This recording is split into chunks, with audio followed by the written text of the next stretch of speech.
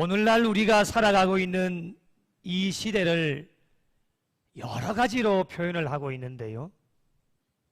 혼란의 시대, 종말의 시대, 죄악의 시대, 마지막 때다라고 이야기를 합니다.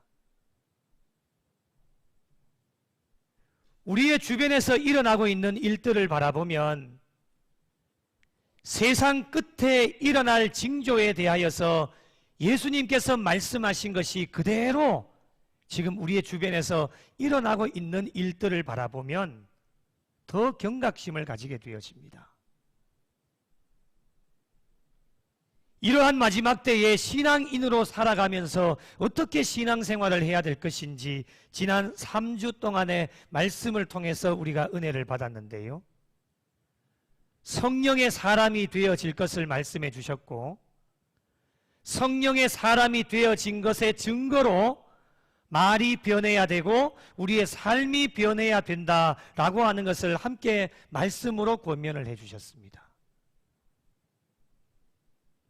말씀을 듣고 세 부류의 사람들로 나타나게 되어지는데, 한 부류는 말씀을 듣고 성령의 사람이 되셔서 말이 변하고 삶이 변하여서 신앙생활하고 있는 분들이 계십니다.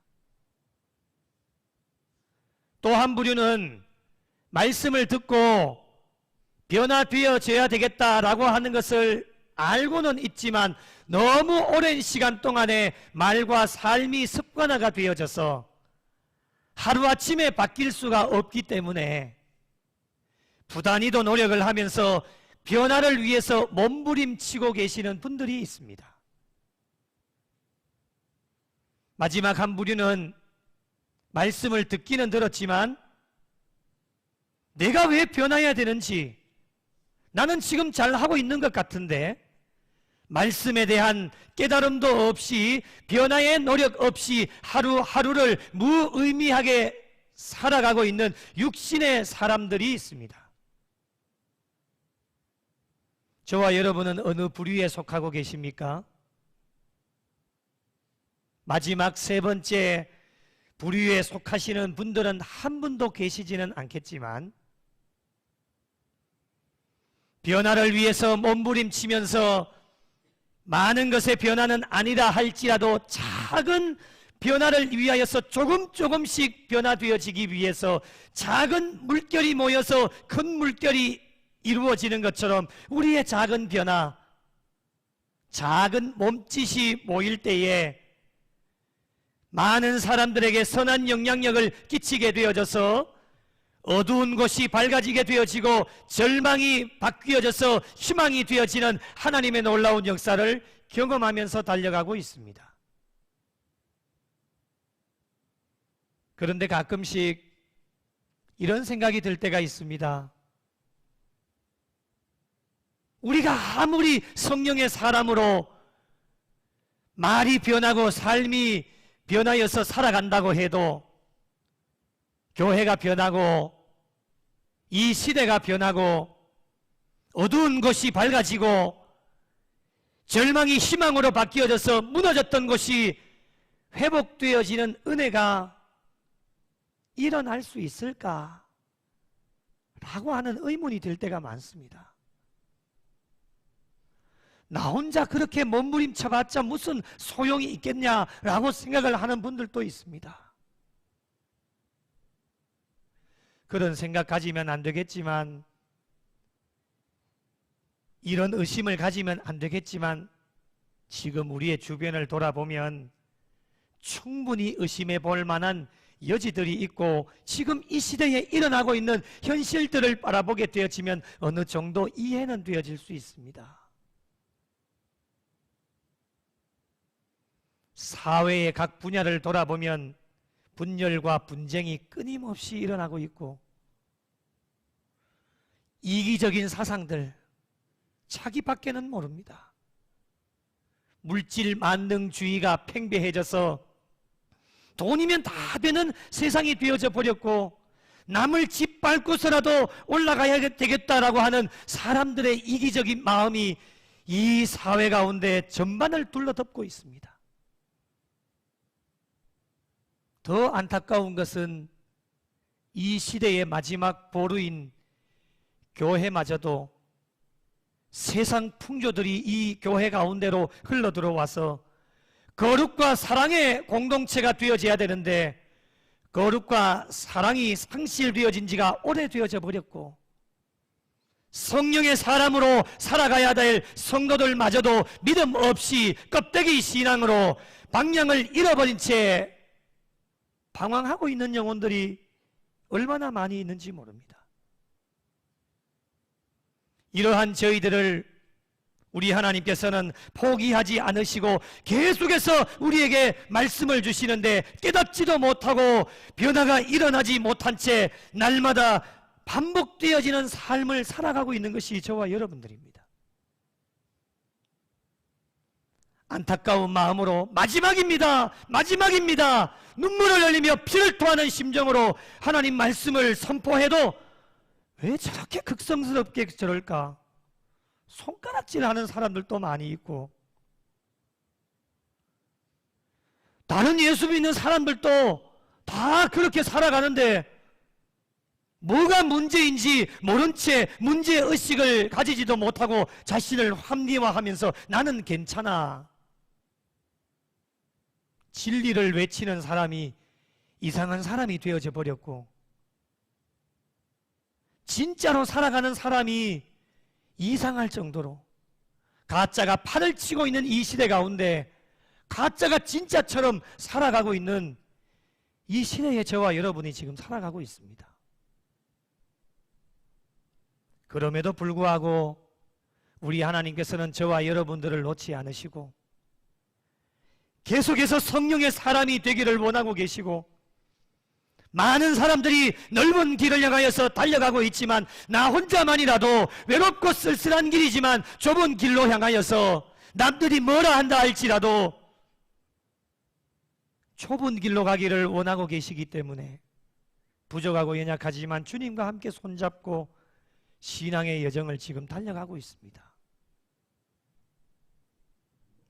그 이유가 무엇입니까? 하나님의 때에 회복의 날이 반드시 있다라고 예언을 해주고 계시고, 구원이 완성되어질 그날이 반드시 있다라고 우리가 믿기 때문입니다. 언제인지는 모르지만 아직 구원의 때가 이루어지지 않았기 때문에 곧 이루어질 시온의 영광, 시온의 회복을 소망하면서 우리가 달려가고 있습니다. 저희들의 마지막 종착역인 천국이 확실하게 있기 때문에 구원이 온전하게 이루어지기까지 성령의 사람으로 살아가면서 우리가 무엇을 해야 될지 귀한 사명을 저희들에게 계속해서 맡겨주고 계십니다. 이 마지막 시대에 성령의 사람으로 살아가면서 저와 여러분에게 맡겨주신 사명이 무엇일까? 오늘 말씀을 통해서 몇 가지를 한번 살펴보고자 합니다. 첫 번째는 쉬지 않고 복음을 전해야 합니다. 교회가 복음을 전하지 않으면 그것은 교회가 아닙니다. 저는 확실하게 말씀드릴 수 있습니다. 그리고 교회를 섬기는 성도들이 복음을 전하지 않으면 그분은 그리스도인이 아닙니다. 이 또한 확실하게 말씀드릴 수 있습니다. 오늘 본문 1절에 나는 시온의 의가 빛같이 예루살렘의 구원이 횃불같이 나타난다 라고 말씀을 합니다. 여기서 말씀하시는 시온은 교회와 성도들을 가리킵니다. 교회와 성도들이 회복의 날이 반드시 있고 하나님의 때가 되어지면 구원이 완성되어진다라고 하는 것을 말씀을 통해 저와 여러분에게 권면해 주고 계십니다. 그날까지 여호와의 종이 어떻게 해야 된다라고 말씀을 하십니까? 다시 한번 1절을 보시겠습니다. 중간에 보시면 시온을 위하여 잠잠하지 아니하며 예루살렘을 위하여 쉬지 아니할 것인즉, 이렇게 말씀을 하고 있습니다. 무엇을 의미합니까? 예루살렘이 구원을 받기까지 내가 쉬지 않겠다라고 선포하는 겁니다. 선지자와 메시아의 뜨거운 신앙의 열정을 보여주는 말씀입니다. 오늘날 저와 여러분이 이 시대에 우리가 반드시 본받아야 될 신앙의 열정이라고 생각을 합니다. 하나님께서 인간들을 뜨겁게 사랑하셔서 하나밖에 없는 독생자들 예수 그리스도를 저와 여러분에게 보내주셔서 믿을 수 있는 아무런 자격 조건이 없지만 하나님의 긍휼하심으로 예수 그리스도를 믿고 예수 그리스도를 통해서 구원받는 자녀가 되게 하셨습니다. 구원받은 백성에게 예수님이 승천하시면서 많은 말씀 가운데 마지막으로 제자들에게, 저와 여러분에게 당부해 주신 말씀이 무엇입니까? 예수 그리스도의 복음을 전해라. 이것이 마지막 명령이셨습니다. 땅끝까지 이르러 내 증인이 되라. 온 천하에 다니며 만민에게 복음을 전해라.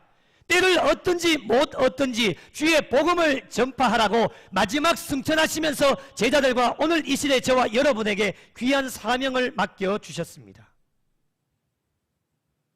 이 일을 위해 쉬지 말라고 명령해 주고 계십니다. 복음성가 가사 중에 우리가 찬양하는 것이 있습니다. 세상 모든 민족이 구원을 얻기까지 쉬지 않으시는 하나님, 우리가 이렇게 찬양을 합니다. 세상 모든 민족이 구원을 얻기까지 쉬지 않으시는 하나님, 우리 하나님께서는 한 민족이 한 영혼이라도 더 구원하시고자 쉬지 않으시고 달려가고 계시는데, 먼저 믿은 저와 여러분, 구원받은 백성들이 어떻게 해야 되겠습니까? 어렵고 힘든 상황이지만 시온의 영광이 회복될 때까지, 구원이 완성되어지는 그날까지 쉬지 않고 복음을 전하여 하나님 나라 확장하는 일에 더 열심으로 달려가라는 사명을 저와 여러분에게 맡겨주셨습니다. 코로나 3년 이후에 복음을 전하는 것이 어렵다라고 하는 거 다 알고 있는 사실입니다. 지금 전도지 주면 전도지 받지 않습니다. 그만큼 기독교의 이미지가 추락이 되어져 있는 이런 상황 속에서 우리가 포기할 수가 없습니다. 여러 가지 어려운 여건이 있지만 그럼에도 불구하고 하나님이 저와 여러분에게 이 마지막 시대에 주신 사명이 무엇이냐? 쉬지 않고 복음을 전하시는 하나님께서 저와 여러분에게 맡겨주신 사명은 쉬지 말고 복음을 전하라는 사명, 이것을 저와 여러분에게 허락해 주셨습니다. 그렇다면 왜 우리가 쉬지 않고 복음을 전해야 되겠습니까? 그 이유가 무엇이겠습니까? 사람을 변화시키시는 것은 복음밖에는 없기 때문입니다. 복음이 답입니다. 한번 따라 하실까요? 복음이 답이다. 한 번 더요. 복음이 답이다. 복음 외에는 다른 것이 없습니다. 하나님이 제일 기뻐하시는 자들은 복음을 듣고 변화를 받아서 하나님께로 돌아오는 자들을 하나님이 제일 기뻐하십니다. 누가복음 15장에 잃어버린 아들이 돌아오는 현장을 여러분 다 기억하실 겁니다. 잃어버렸던 아들이 돌아왔을 때에 아버지가 어떻게 했습니까? 살찐 송아지를 잡고 잔치가 벌어졌습니다. 얼마나 기뻤으면 그렇게 하겠습니까? 하나님께서도 마찬가지입니다. 죄인 한 사람이 우리가 전한 복음을 듣고 돌아오면 천국에서는 잔치가 베풀어집니다. 하나님이 가장 기뻐하실 수 있는 일이고 하나님을 춤추시게 하는 일이 무엇이냐? 우리가 전한 복음을 듣고 그들이 주님께로 돌아왔을 때에 하나님은 지금도 하늘나라에서 춤추고 계십니다. 오늘 본문에 회복된 이스라엘을 기뻐하시는 하나님의 마음을 표현하고 있습니다. 4절을 보실까요? 헵시바와 뷸라로 표현을 하는데요, 헵시바는 여호와께서 너를 기뻐하실 것이다 라고 하는 뜻을 가지고 있습니다. 뷸라는 땅이 결혼한 것처럼 될 것이다. 이 두 가지 표현은 회복되어진 이스라엘이 돌아왔는 것을 기뻐하시는 여호와 하나님의 마음을 표현한 겁니다.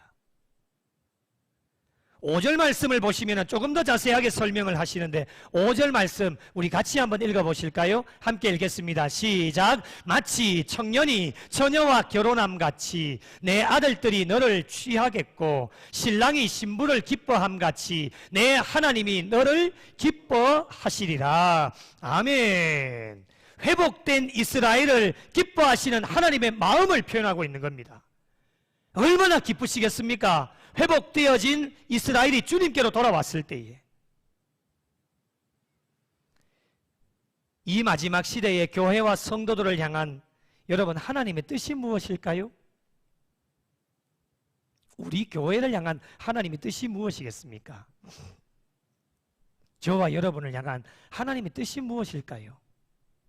왜 이곳에 피로 값주고 교회를 세워주셨을까요?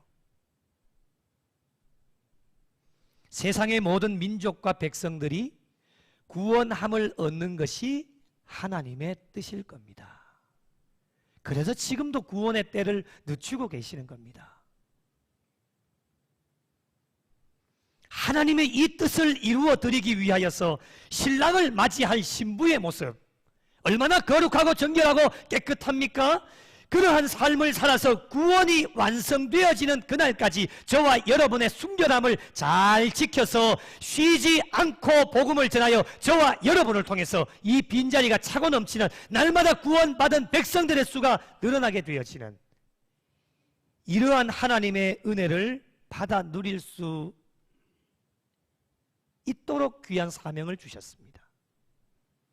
쉬지 않고 복음을 전하셔서 남은 여생도 천국에서 하나님께서 춤추실 수 있도록 귀한 사명을 잘 감당하는 우리 구미영락교회와 속하여진 모든 성도들이 되시기를 예수님의 이름으로 간절히 축복합니다.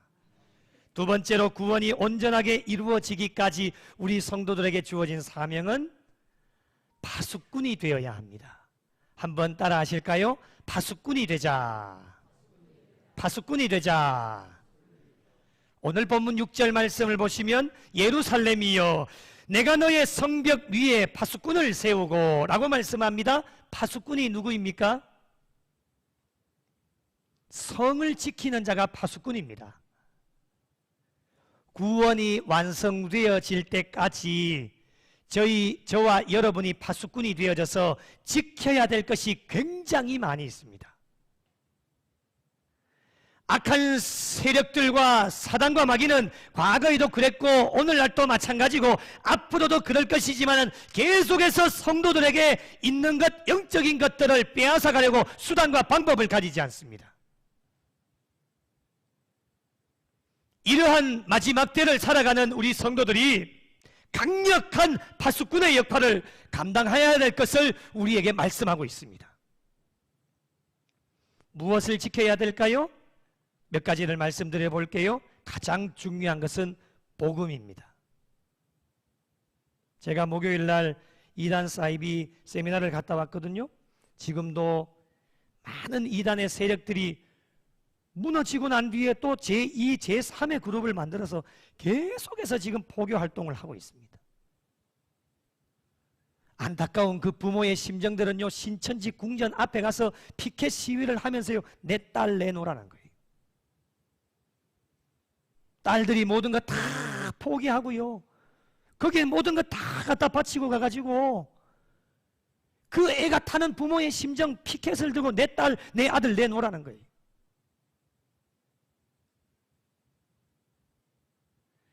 왜 그렇게 되었을까요? 그들의 심령 가운데 있는 복음을 빼앗겼기 때문에 그렇습니다. 복음을 지켜야 됩니다. 누구도 예외가 될 수 없습니다. 우리의 심령 가운데 있는 복음, 예수 그리스도를 지키고 우리의 교회도 예외가 될 수 없습니다. 교회 안으로 침투해 옵니다. 우리 교회도 예외가 될 수 없습니다. 누가 올지 모릅니다. 거부할 수 있습니까? 우리의 가정을 지키고 자녀들을 지켜내고 우리가 속하여져 있는 모든 공동체를 지켜나가는 파수꾼이 될 것을 저와 여러분에게 말씀하고 있습니다.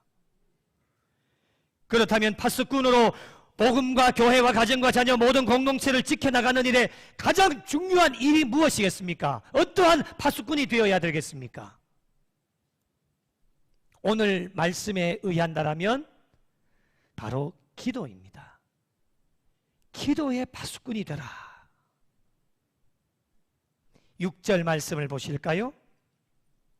그들로 하여금 주야로 계속 잠잠하지 않게 하였느니라. 너희 여호와로 기억하게 하시게 하는 자들아, 너희는 어떻게 해요? 쉬지 말며. 7절 보실까요? 또 여호와께서 예루살렘을 세워 세상에서 찬송을 받게 하시기까지 그로 쉬지 못하시게 하라 말씀합니다. 무슨 뜻인지 이해가 잘 되어지지 않지만 7절을 세번역으로 보시면 확실하게 알 수 있습니다. 세번역 우리 함께 읽어보실까요? 시작. 주님께서 예루살렘을 세우실 때까지 쉬시지 못하게 해야 한다. 또 예루살렘이 세상에서 칭송을 받게 하시기까지 주님께서 쉬시지 못하게 해야 한다. 이해가 되시죠? 여러분, 하나님을 쉬시지 못하시게 하려면 가장 좋은 방법이 뭡니까? 가장 좋은 방법이 무엇입니까? 하나님께 끈질기게 기도하는 겁니다.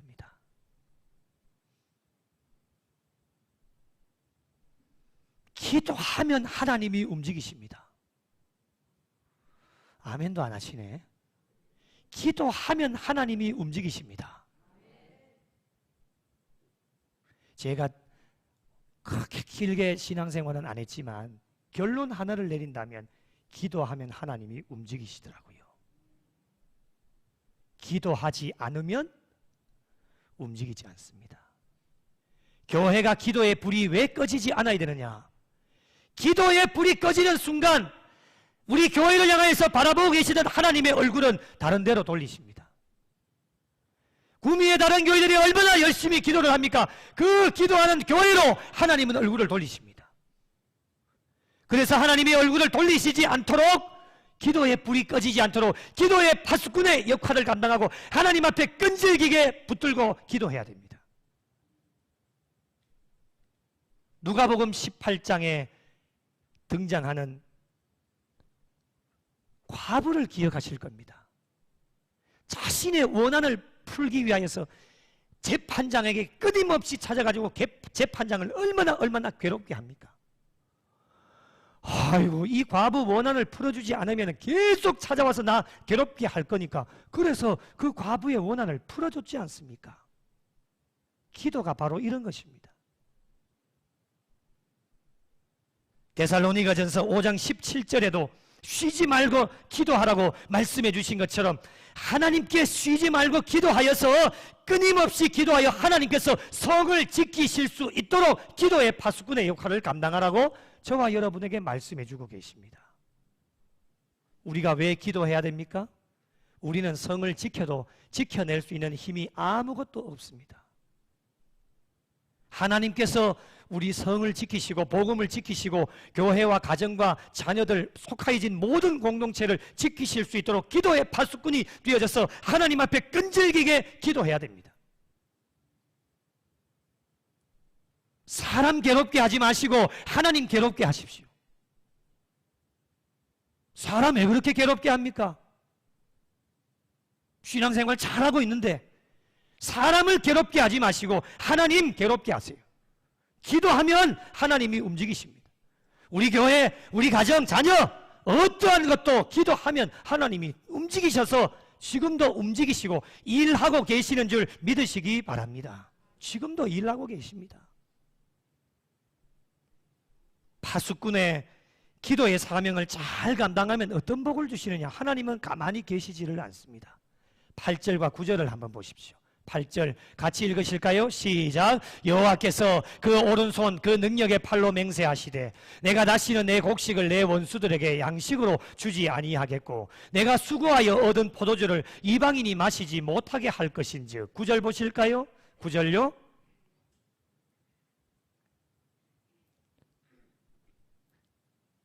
9절 함께 보겠습니다. 시작. 오직 추수한 자가 그것을 먹고 나 여호와를 찬송할 것이요 거둔 자가 그것을 나의 성소들에서 마시리라 하셨느니라. 아멘. 방송실 죄송해요. 제가 원래 체크를 안 해놨는데 미안해요.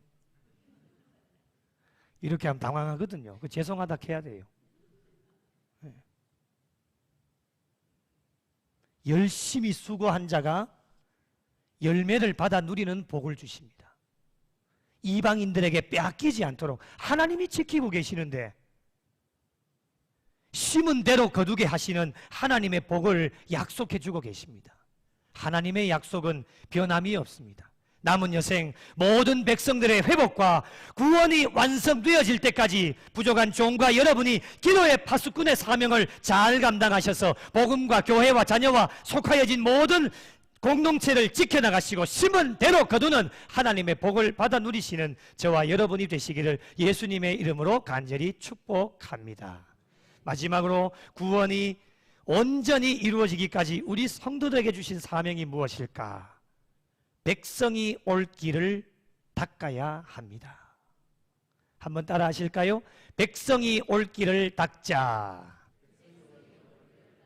10절 말씀을 보시면 성읍으로 나아가라 백성이 올 길을 닦으라 큰 길을 수축하고 수축하라 도를 제하라 만민을 위하여 기치를 들라 말씀합니다.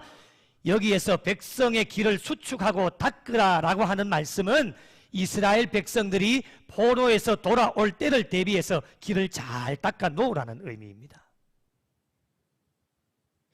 조금 더 구체적으로 말씀을 드리면 시온의 영광을 소망하는 성도들이 시온의 영광에 참여할 수 있도록 모든 장애물들을 다 제거하라는 이야기예요.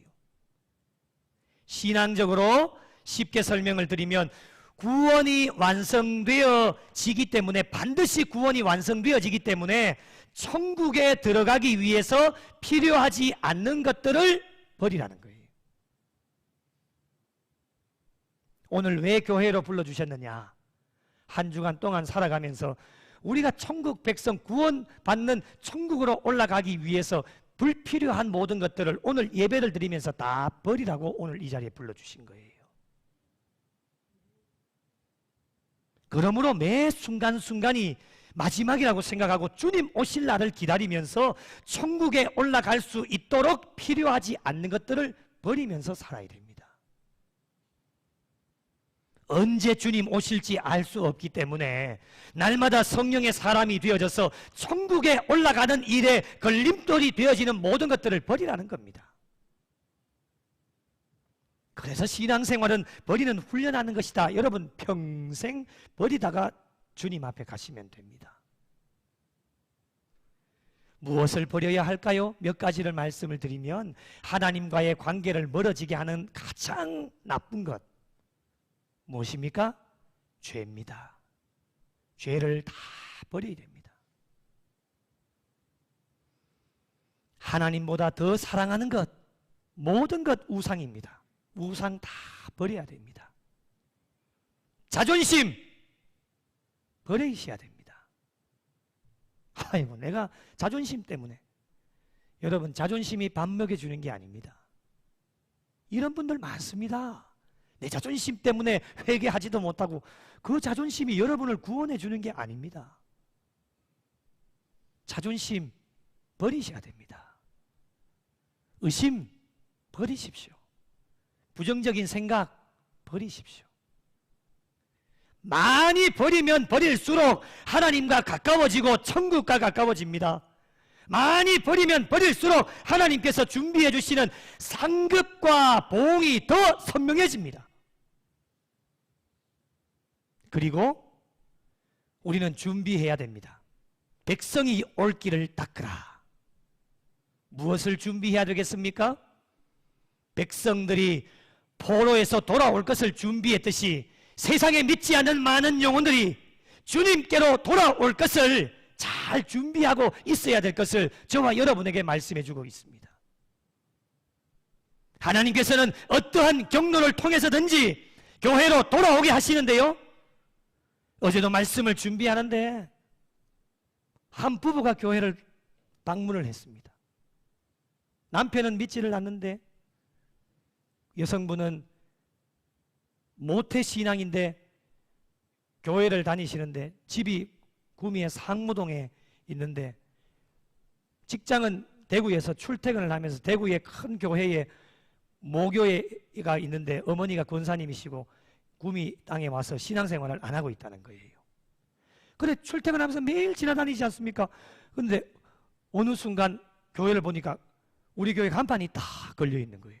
교단 마크하고 구미 영락교회를 다 저기 매일마다 지나다니면서 보시다가 성령님이 감동을 하셨겠죠. 오늘은 내가 이 교회를 한번 가봐야 되겠다. 그래 교회에 오신 거예요. 와가지고 교회를 둘러보시고 너무 아름답다 좋다 하시면서 그 목양실로 남편은 밖에 계시고 여성분은 목양실로 들어오셔가지고 그래 이야기를 하는데 모태신앙인데 신앙생활을 안 하고 있다. 그래서 제가 한 말씀 드렸죠. 신앙생활 꼭 하십시오. 교회를 꼭 나가십시오. 나가야 되겠죠. 교회가 너무 아름답고 너무너무 좋고 그래서 교회를 한번 와봐야 되겠다 했는데 오늘은 안 오신 것 같습니다. 언젠가는 오겠죠. 우리 교회가 아니더라도 언젠가는 다시금 신앙생활을 하시겠죠. 그 문 영혼들이 누가 될지는 모르겠지만은 우리 교회로 찾아와서 어떠한 경로와 어떠한 방법을 통해서든지 교회로 오시게 되어질 텐데 마음먹고 교회 와서 신앙생활을 해보려고 하는데 교회와 성도들이 준비가 되어져 있지 않는다라고 한다면 한번 발걸음을 하고 다시 돌아가게 되어진다면 언제 돌아올지 다른 교회로 가도 괜찮습니다. 그런데 영영 실망하고 낙심해서 영영 돌아오게 되지 않으면 어떻게 할까? 이게 걱정이 되는 겁니다. 그 마음을 아시기 때문에 저와 여러분들에게 주신 사명이 무엇입니까? 백성들이 올 길을 닦으라. 문 영혼들 많이 보내주실 텐데 너희 교회와 성도들이 잘 준비하고 있으면 언제라도 보내주실 때에 기쁜 마음으로 환대하고 잘 맞이하면 하나님께서 춤추시면서 기뻐하시지 않을까 귀한 사명을 저와 여러분에게 맡겨주셨습니다.